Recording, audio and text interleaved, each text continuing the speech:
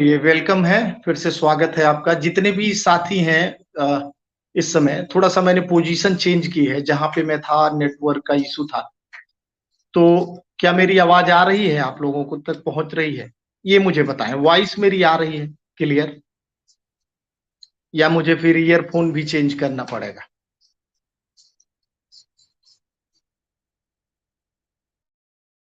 स्वागत है सभी का। विषय है कि बच्चा चोर गिरोह, अफ़वाह या सच्चाई? आप जगह-जगह से लोग जुड़ रहे हैं, जिस जगह से जुड़ रहे हैं, मुझे मैसेज के माध्यम से अगर आप सीधे जुड़ना नहीं चाहते, तो मैसेज के माध्यम से आप मुझे अ, बता सकते हैं कि आपके क्षेत्र में अगर कुछ ऐसी हरकतें हुई हों या आप सुनी-सुनाई बातें नहीं करनी है, आपने जिस चीज़ को स्वतः से स्वागत है, एक बार फिर। आवाज़ अब क्लियर है वेदमणि जी? हाँ हाँ, पूरी पूरी क्लियर। शेयर करिए। तो सभी का स्वागत है और जो भी जुड़ना चाहें लिंक आप तक पहुंच रहे हैं मैसेज के माध्यम से आप जुड़ सकते हैं और अपनी बातें अपना अनुभव शेयर कर सकते हैं। तो वेदमणि जी बताएं कि बिहार की क्या स्थिति है, बच्चा चोर ये जो गिरोह की अफवाहें चल रही हैं इसको लेके। हमने भी आपको बताया कि हम इस समय गया में हैं और गया में 15 दिनों का पूरा एक त्योहार टाइप का माहौल है इस जिले में। भारत जी से ही नहीं, विदेश से लोग आके यहाँ पिंडदान कर रहे हैं। अभी जी मध्य प्रदेश से कुछ लोग यहाँ पिंडदान करने आए और अपने समूह के साथ 2 लोग बिछड़ गए। अब जी वो अपना रास्ता भटकने के बाद पूछने चले गए कि हम फला मठ में हैं, वहां जाने का क्या रास्ता है। और जी जी भाषा में तालमेल ना होने के कारण गांव वालों ने उनकी अच्छे से पिटाई कर दी, मतलब उनको अस्पताल में जाना पड़ गया। बताइए। और मात्र वो रास्ता पूछ रहे थे कि हमको हम पिंडदान के लिए आए हैं, हमको फला मठ में रुके हैं, हमको पता बता दीजिए। अब बताइए, इसी तरीके की घटनाएं अभी हमारे यहाँ नगर पंचायत गाय घाट है, वहां पे एकाएक मेरे पास फोन आता है मैं कि और बताया जाता है कि दो संदिग्ध लोग काले कपड़े में वो टहल रहे हैं और किसी तरीके का चंदा मांग रहे हैं और बच्चों को घूर रहे हैं। अब माहौल इस तरीके से बिगड़ा हुआ है कि ये खबर मिलते ही हम लोग तेजी से वहां पे पहुंचे। फिलहाल वो दो लोग जा चुके थे, हमें थोड़ा विलंब हो गया वहां पहुंचने में, लेकिन जब हमने जानकारी ली तो सिर्फ इतना ही पता लग पाया कि एक भय की मानसिकता, यही चीज है कि जब एक माहौल क्रिएट किया जाता है तो एक भय का माहौल बनता है और जब हमारी मानसिकता बदलती है तो हमें हर चीज वैसी ही दिखाई देती है जैसे माहौल का हम शिकार हो चुके हैं। सारी कहानी बिल्कुल बिल्कुल। जो वाच की जा रही है पूरे उत्तर प्रदेश के अंदर कि अभी हमारे यहाँ महादेवा में, अभी आनंद जी बता रहे थे, महादेवा चौराहे पर एक विक्षिप्त व्यक्ति को कुछ लोगों ने पीट दिया और ऐसी ही घटना कप्तानगंज में भी प्रकाश में आई। और भी दो चार घटनाएं, मैं स्पेशली बस्ती जनपद की बात करूं तो बस्ती जिले में ऐसी घटनाएं आई कि जहां पर पीट दिया गया ऐसे लोगों को जो मानसिक रूप से विक्षिप्त घटनाओं है, से पूरे देश के ये पागल तीन कह। चार प्रदेश हैं जो पूरी तरीके से प्रभावित हैं। और बिहार, उत्तर प्रदेश, महाराष्ट्र, जी मध्य प्रदेश, ये जो 3 4 प्रदेश हैं ये पूरी तरीके से प्रभावित है और इनके शिकार मंदबुद्धि, साधु, भिखारी या राहगीर इस टाइप के लोग हो रहे हैं। बिल्कुल, क्योंकि समाज में ये लोग जैसे साधु हैं, पागल हैं, विक्षिप्त हैं, ये तो घूमते टहलते रहेंगे, इनके अंदर इतनी समझ नहीं है, अब ये चीजों को समझ नहीं सकते कि भाई माहौल बिगड़ गया है तो हमें नहीं आना चाहिए, ये आएंगे। लेकिन अभी एक वीडियो आज माहौल वायरल इस हो रहा तरीके से था बिगड़ गया महाराष्ट्र है प्रदेश कि के लोगों को। सांगली जिले का, जिसमें उत्तर प्रदेश के ही 4 साधुओं की बड़ी बेरहमी से पिटाई कर दी गई है। जी, और वो बता तो रहे हैं कि हम ऐसे साधु मामले। हैं, हम आते जाते हैं।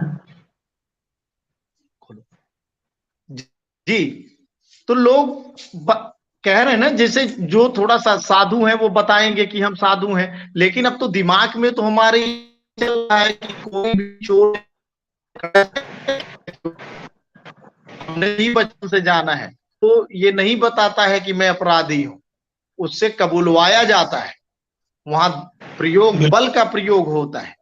तो ऐसी सब घटनाएं, और इस पे हमारे एसपी साहब ने भी बाकायदे एक अपील जारी की कि ऐसा लोग न करें, और अगर कोई मामला आ रहा है तो पुलिस को इत्तला करें। आज तो पुलिस महकमा भी काफी तेज है। आज तो डायल 112 चलता है, जहां आप बहुत तेजी से आप अपनी सुरक्षा प्राप्त कर लेते हैं, रात में, दिन में, चाहे जब भी। सही तो सही। और भी जो भी साथी, इस समय मुझे सिर्फ 4 लोग कनेक्ट दिख रहे हैं, 5 आप लोगों का स्वागत है।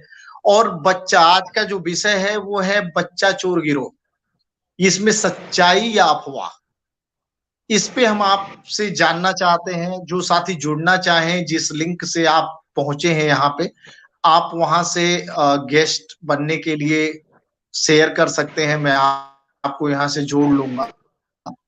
और जो लोग वैसे जुड़ना नहीं चाहते, अपने विचार देना चाहते हैं, वो मुझे मैसेज कर सकते हैं। कुछ लोगों के मैसेज आए हैं, जैसे मोनू गोस्वामी जी हैं, मैसेज किया है कि अफवाहें फैल रही हैं कि लोगों को नहीं जा रहा है कि कौन सही कह रहा है और कौन गलत कह रहा है। अफवाह की तो यही कि यहाँ से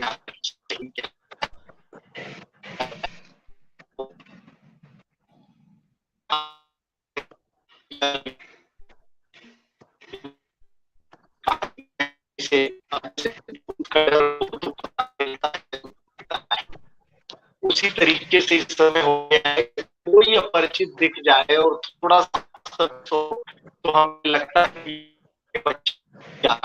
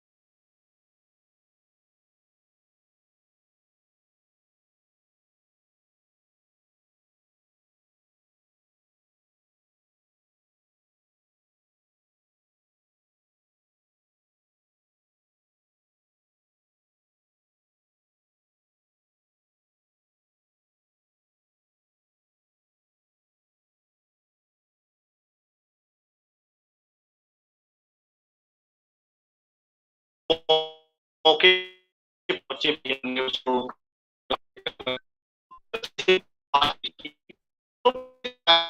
दो लोग आए,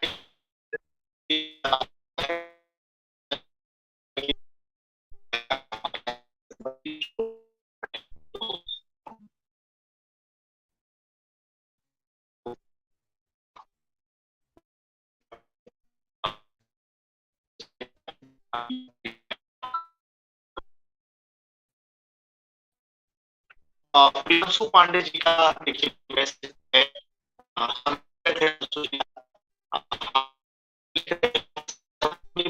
बच्चों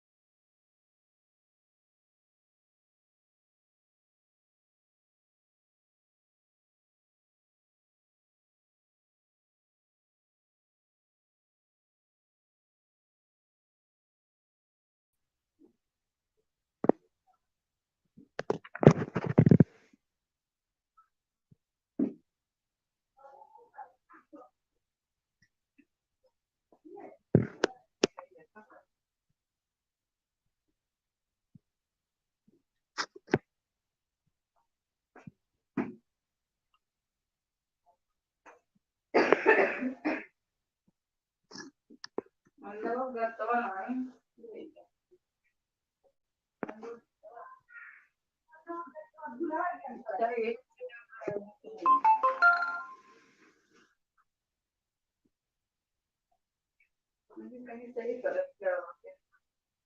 अच्छा रहा जब हम भाई देख बढ़िया है की जगह पे बैठे बैठे नेटवर्क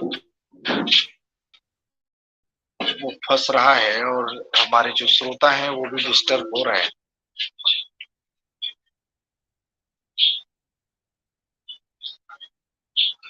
चलिए, आज कुछ मौसम भी खराब है और लोग जान भी रहे हैं कि आज बारिश बड़ी जोरदार हुई है, तो आज इस शो को रोकते हैं। जैसा मुझे लग रहा है कि शो हो नहीं पाएगा, लेकिन सब्जेक्ट यही होगा। कल एक बार अगर नेटवर्क ने साथ दिया तो जुड़ने का आप लोगों से सीधे प्रयास करेंगे। सब्जेक्ट यही होगा कि बच्चा चोर गिरोह, सच या अफवाह। और आप सभी का स्वागत होगा। और आज इसकी चूंकि शुरुआत हमने की है तो देखिए कोई साथी, हाँ, अजमत भाई जुड़ रहे हैं, अगर जुड़ जाए तो।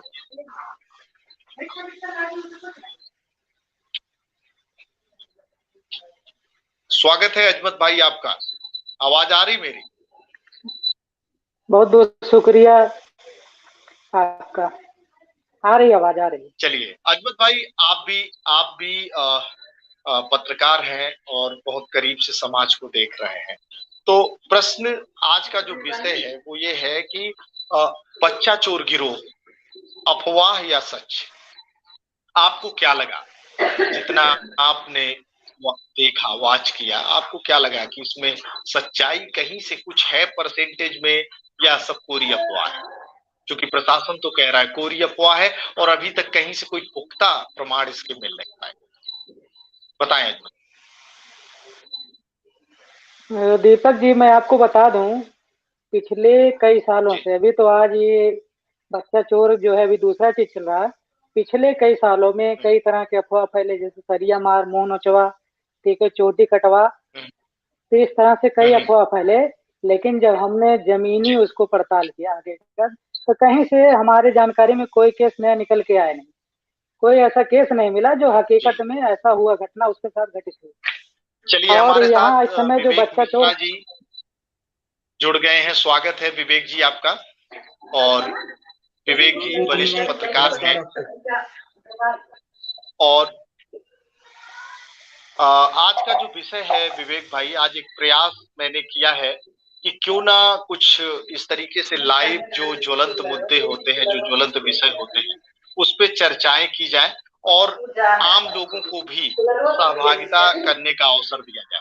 आज का जो विषय है कि पूरे उत्तर प्रदेश में, क्या कहें कि भारत के एक बड़े हिस्से में, कई प्रदेश उससे प्रभावित हैं, बच्चा चोर किडनी चोर गिरोह की अफवाहें चल रही हैं। अब ये अफवाह ही है कि या इसमें कुछ सच्चाई भी है? आप भी जिले को बहुत करीब से देख रहे हैं विवेक जी, आप बताएं कि क्या लगता है, कुछ सच्चाई है क्या? देखिए, सबसे पहले तो आपको बहुत बहुत धन्यवाद। ये जो बहुत महत्वपूर्ण विषय है, ये इस समय बच्चा चोरी को लेकर जिस तरीके से मानसिक रूप से विक्षिप्त जो हैं, जो भिखारी हैं, उनके ऊपर लगातार हमले हो रहे हैं। पुलिस की तरफ से पूरा प्रयास किया जा रहा है, जो कानूनी जो हथकंडे हैं, जो नियम कायदे हैं, उसका भी प्रयोग किया जा रहा है। लेकिन सिर्फ पुलिस की जिम्मेदारी नहीं, आज हमने इस पर एक स्टोरी भी की है। हम गए थे, हमने समाज के अलग अलग वर्ग के लोगों से बात की। उसमें कुछ सामाजिक कार्यकर्ता थे, कुछ बुजुर्ग थे और तमाम अलग अलग संगठनों से जुड़े लोग थे। उन्होंने कहा पूरी तरीके से ये अफवाह है, और अफवाह का जो सबसे ज्यादा प्रभावित जो है वो गांव की जो महिलाएं हमारी हैं। शहरों में इसका जो प्रभाव है वो कम देखने को मिल रहा है, लेकिन ग्रामीण क्षेत्र में सोशल मीडिया के सहारे एक पुराना वीडियो, कई वर्ष पुराना, और एक वॉइस रिकॉर्डिंग व्हाट्सएप के ग्रुप से होते हुए गांव में पहुंच गया है, घर घर तक पहुंच गया है। आज आप गांव में देखिए, हर घर में मोबाइल है। उनके पास मोटरसाइकिल ना हो लेकिन मोबाइल है, नेट पैक है, अच्छी बात है। लेकिन सूचनाओं का जो प्रसार है, उसका जो उद्देश्य वो सकारात्मक होना चाहिए, उसमें सफल नहीं हो पा रहे, पहली बात। दूसरी बात, जिस तरीके से लोग मानसिक विक्षिप्त को, भिखारियों को एक अफवाह फैलाकर अपने आनंद के लिए, खास करके युवा वर्ग के पास इतनी बड़ी जिम्मेदारी है, लेकिन वो आप देखिए कितनी पोस्ट आपको सुबह से शाम तक मिलती है देखने को, जिसमें ये कहा गया है कि बच्चा चोरी का मामला पूरी तरीके से अफवाह है, आप कानून को हाथ में मत लीजिए, और अगर कोई ऐसा व्यक्ति आपको मिलता है तो उसकी जांच पड़ताल पहले अपने स्तर से कीजिए, फिर स्थानीय जो पुलिस है, जनप्रतिनिधि हैं, जो भी संबंधित जिम्मेदार हैं। ऐसी कोई बात नहीं, कोई ऐसा व्यक्ति आपको बम लेकर नहीं मिलेगा तुरंत वो फेंक देगा, वो पूरा गांव साफ हो जाएगा। थोड़ा समय लीजिए, जांच पड़ताल करिए। हमारे गांव के, हमारे क्षेत्र के तमाम ऐसे लोग हैं जो बहुत 10-10 साल से लोग गायब हैं, वो भी कहीं जाके भटक के पहुंचे होंगे।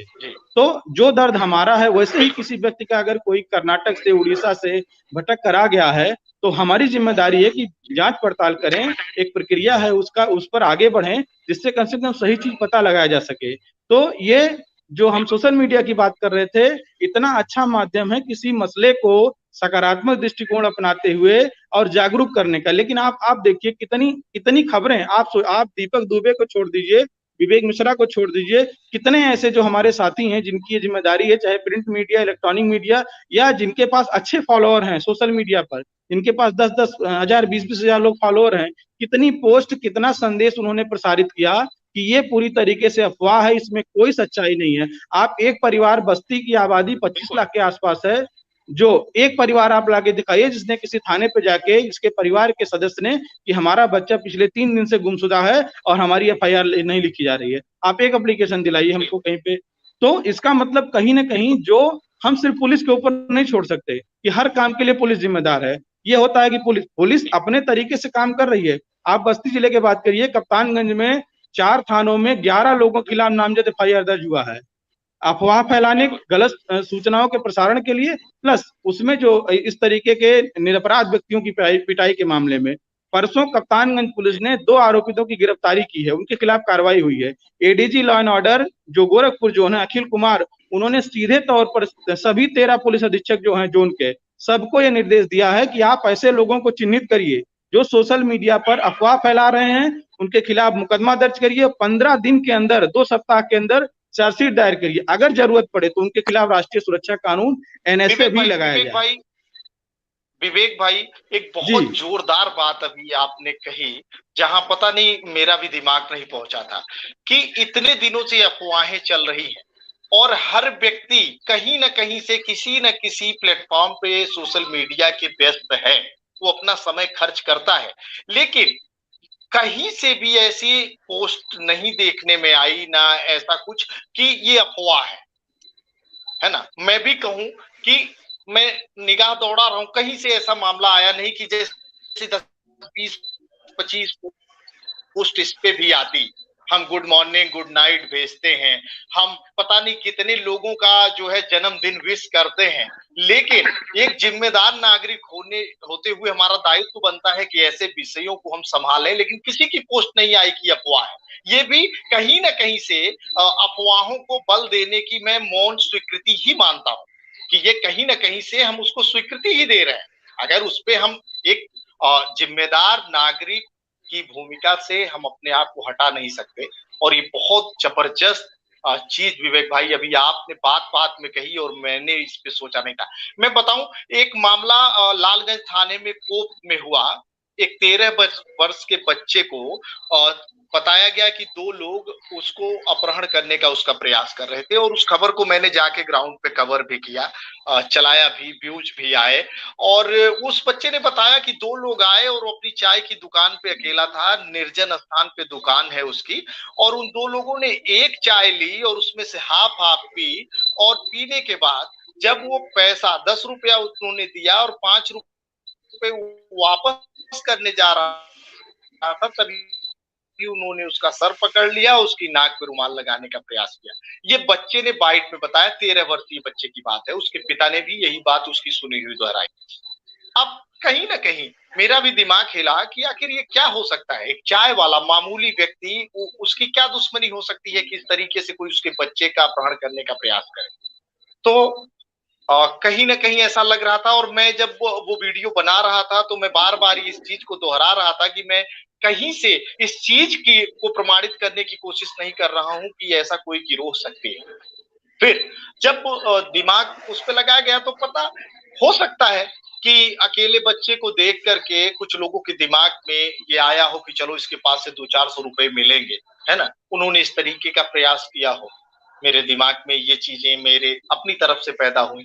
हो सकता है जैसे आजकल के एक देहातों में ऐसा माहौल बना हुआ है, मैंने 10-10 साल के बच्चों को नशा करते हुए देखा है। 10-10 साल के बच्चों को मैंने अपनी आंखों से नशा करते हुए देखा है। तो कहीं न कहीं ये भी दिमाग में आया कि हो सकता है उस बच्चे ने किसी तरीके का नशा लिया हो। लेकिन कहीं से वो बात ये प्रूफ नहीं हो पा रही थी कि ऐसा कोई गिरोह है। तो ये अफ़वाहें हैं जो अभी तक प्रयास किया गया। विवेक जी ने भी अभी बताया, विवेक जी ऐसे व्यक्ति हैं जो हर चीज़ पे पूरी आंकड़ों में नज़र रखते हैं। आंकड़ों में आपके पास जानकारी होती है और हर चीज़ पे बड़ी तीखी नज़र होती है। तो अजमत भाई क्या लगा? आप भी देखते हैं, हर गाँव का नेटवर्क है आपके पास। कहीं से ऐसा लगता है क्या कि बच्चा चोर गिरोह हो सकता है कहीं? ये अजमत दीपक भाई। जी पूरी तरीके से अफवाह है। जी जी, आवाज आ रही। जी। ये पूरी तरीके से अफवाह है। और अभी आप बता रहे थे कि नशा का जो है, तो अभी एक मामला हुआ था ये कलवारी थाना क्षेत्र में, अभी 3 दिन हुआ, 4 दिन लगभग। जी। तो उसमें जी। लड़का जो है नशा करके चला गया खेत में। अब वहाँ खेत में वो नशे जी। की हालत में था, घर नहीं आ पाया। उसके बाद शाम हो गई, शाम होने के बाद रात हुई, घर वाले परेशान हुए, गांव वाले भी परेशान हो गए। फोन किया 112 नंबर, पुलिस भी आई, ढूंढने लगी। जब उसको होश आया, नशा उतरा जब, तब वो घर आया तो पूरी कहानी जी। बताया। और इस तरह से ऐसे जो है जी। अफवाह फैलती है, और ये पूरी तरीके से अफवाह है। और ऐसा मामला एक और था लालगंज थाना क्षेत्र में, जो एक विक्षिप्त महिला जी। थी, उसको कुछ लोगों ने वीडियो बनाया पकड़ के और उसको सोशल मीडिया पर वायरल कर दिया। हालांकि हमने उस बच्चे से, बच्चा जो था वायरल किया था, उससे हमने मुलाकात किया, जी। उसको मैंने डांटा भी और उसको समझाया भी। हुँ। हमने कहा इस तरह के से वो विक्षिप्त महिला है और कहीं से भटक कर आई है, आप उसको कम से कम खाना खिला सकते थे, इस तरह से उसका वीडियो वायरल नहीं करना चाहिए बना के। और ऐसे जो वीडियो हैं, इसमें समस्या ये है कि जैसे ही व्हाट्सएप पे, फेसबुक पे ये चलता है, तो लोग ये नहीं देखते हैं कि इसका लिंक कहाँ से है, कौन जी। इसको भेज रहा है। उससे मतलब नहीं है, तुरंत तो उनके पास जितना ग्रुप है तुरंत फटाफट उसमें शेयर करने लगते हैं, जबकि उसकी शेयर सच्चाई कर क्या है देते हैं। पहले ये चीज उसको बिल्कुल। जानना चाहिए। हाँ, और जो जैसे जो चलिए। कम पढ़े लिखे लोग हैं, उन उनको तो जी। मतलब ही नहीं है कि कहाँ से आ रहा है, वो तो देख ले बस, तुरंत उस चीज को मान लेते कि हाँ ये चीज सही है। चलिए, हमारे साथ जो भी साथी जुड़े हुए हैं सबका मैं स्वागत करता हूं और आप लोगों से कहना चाहता हूं, अगर आपके पास भी कोई ऐसा अनुभव है जहां ये प्रूफ होता हो कि मे बी कहीं से 1-2% के चांस हो सकते हैं कि ऐसा कोई गिरोह सक्रिय है, तो आप अपनी राय हमें दे सकते हैं, आप मैसेज भी कर सकते हैं और आप चाहें तो हमसे सीधे जुड़ भी सकते हैं। फिलहाल आज ये मेरा प्रयास था कि इस तरीके का एक शो चलाया जाए जिसमें लोग जो जुड़ना चाहें, अपनी बातें सीधे रखना चाहें किसी विषय पर, वो रखें, और साथ में जो हमारे लोग साथी हैं जो सीधे समाज को बिल्कुल देख रहे हैं करीब से और उसी को जी रहे हैं, उन्हीं के बीच काम कर रहे हैं, वो भी हमारे साथ रहें। तो आज आप आए विवेक भाई, बहुत बहुत आभार आपका। मैं आपको बस लिंक के माध्यम से आए, मेरी बात भी नहीं हुई थी, और अजमत भाई जुड़े, आपका बहुत बहुत आप लोगों का शुक्रिया।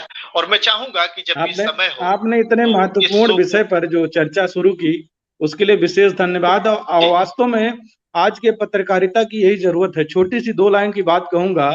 बस्ती के पुलिस अधीक्षक आशीष श्रीवास्तव ने बच्चा चोर को लेकर एक वीडियो जारी किया था। तमाम ऐसे साथी, इस बात का मुझे व्यक्तिगत बहुत दुख है, तमाम ऐसे साथी हैं जो दिन भर कट्टा चोर, गांजा चोर, साइकिल चोर की खबरें ब्रेकिंग बना के चलाते हैं। लेकिन अगर वही पुलिस अधीक्षक का वीडियो जो है 2000 लोग फेसबुक पे लगा दिए होते तो कई लाख लोग जागरूक हो जाते कि विशेषकर एक केवल सिंगल बस्ती जिले में इस तरीके कोई गिरोह कार्य नहीं कर रहा है। लेकिन वो चीजें नहीं हो पा रही हैं, जो हमारी पहली जिम्मेदारी है वो नहीं हो पा रही है। बिल्कुल, बहुत बहुत धन्यवाद आप सभी का, विवेक भाई, अजमत भाई। और फिर हम चाहेंगे जब किसी विषय को लेकर के हम लोग ऐसे चर्चाएं करते रहें, क्योंकि आज बदलते परिवेश की आज ये जरूरत है। और आगे जो हमारा सब्जेक्ट होगा, आज मैं यहाँ डिसाइड करता हूँ, विवेक भाई भी हैं इसलिए, कि पत्रकारिता जगत में इस समय जो एक सबसे बड़ा संकट खड़ा हो गया है कि पत्रकारों की बाढ़ आ गई। ऐसी बाढ़ आई है जो पूरे समाज को बिल्कुल भ्रमित करके रख दी हुई है कि आखिर पत्रकार कहते किसे हैं, परिभाषा पे सवाल उठने लगे हैं। तो मैं चाहूंगा कि इस पे एक चर्चा हो और इसमें विवेक भाई आपसे निवेदन करूंगा, क्योंकि मैं ग्रामीण क्षेत्र से पत्रकारिता करता हूं और इस समय बिल्कुल सरयू नदी के तट से जुड़ा हुआ हूं और विवेक भाई हमारे मुख्यालय से जुड़े हुए व्यक्ति हैं, बराबर मुख्यालय पर रहते हैं। तो मैं चाहूंगा कि कुछ साथी ऐसे जुड़े, है ना, जो अपने विचार रखें और इस चीज पे कल हम लोग आते हैं लाइव और समय 8 बजे रखा जाए। 8 बजे हम लोग लाइव जोड़ते हैं। अगर कुछ साथी जुड़े और इस पे चर्चा करें तो हो सकता है कुछ नई चीजें और अच्छी चीजें निकल के आए।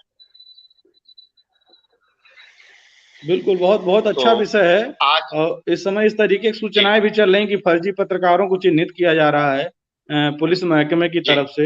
लेकिन सबसे ज्यादा परेशान फर्जी पत्रकारों से पुलिस महकमा ही है और उन्हीं को जिम्मेदारी दी गई है। अब देखना यह है कि किस तरीके से वो चिन्हित करते हैं और कहीं न कहीं वो खुद भी उसी मकड़जाल में उलझे हुए हैं।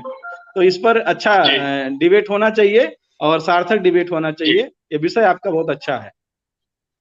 बिल्कुल, कल 8 बजे और जुड़ते हैं और इस विषय पे बात करेंगे। आज आप लोग आए और जो भी साथी जुड़े आके, आज पहला दिन था, लोगों को जानकारी भी नहीं थी, बस मेरे दिमाग में चल रहा था और आज मैंने इस चीज को का ट्राई किया।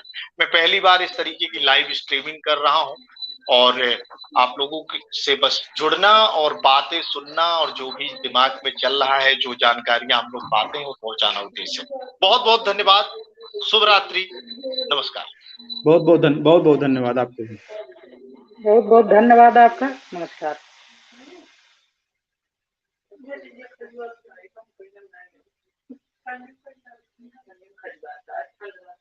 अरे आज